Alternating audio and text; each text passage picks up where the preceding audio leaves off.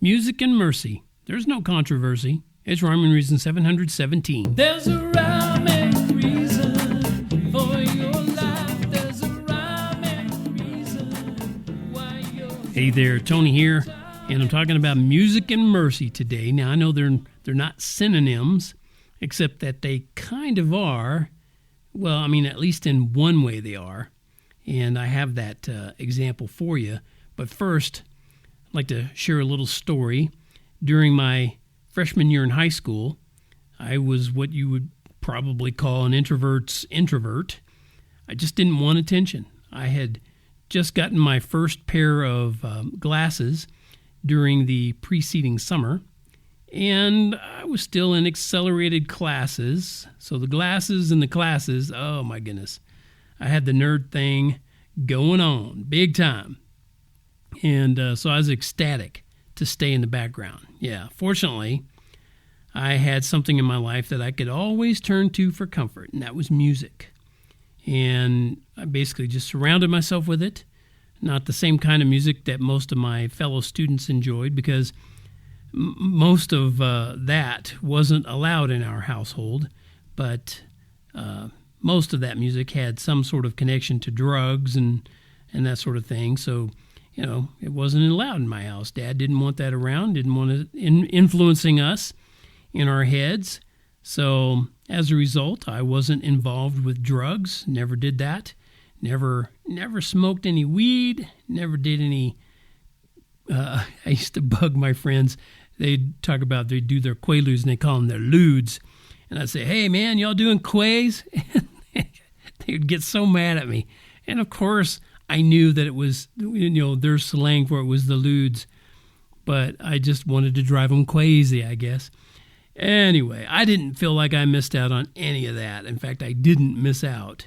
So what does all of that or any of this have to do with music and mercy? Well, somewhere around the age of 13, I became a Christian. And even though I was still too young, really, to fully realize the benefits of that decision, I was able to appreciate the power of God's mercy.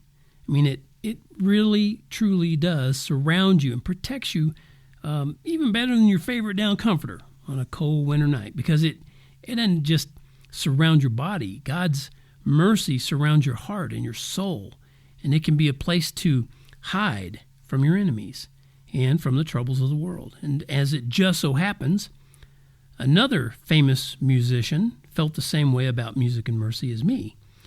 And he wrote about it 2,500 years ago. That's back in Dick Clark times. So, well, that's give or take a few years. But anyway, you might have heard of this songwriter. His name was King David. Most people know him as King David. So I don't think his first name was King and his last name was David. I think it was just King David, like he was a king, an actual king or something. Anyway, he wrote a psalm. He wrote a bunch of psalms. And Psalm 22 was a song about God's forgiveness toward David. And David said, "You are my hiding place. You shall preserve me from trouble. You shall surround me with songs of deliverance." See that?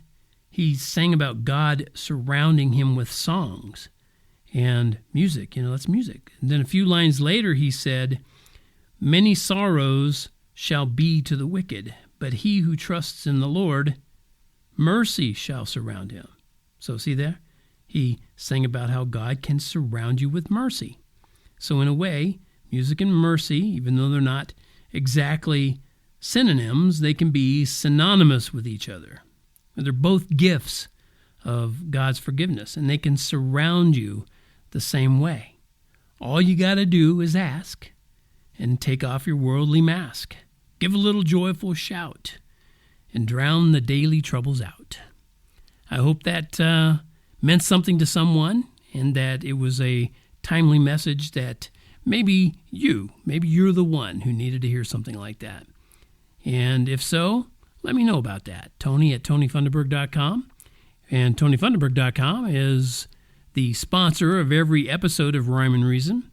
And that's a place over there on the World Wide Web where you can go and get yourself some cool stuff for kids, even for yourself. You can get yourself that T-shirt. That T-shirt over there. That one. Yeah, that one. The one that says, Life has rhyme and reason because God made you. There's a rhyme and reason.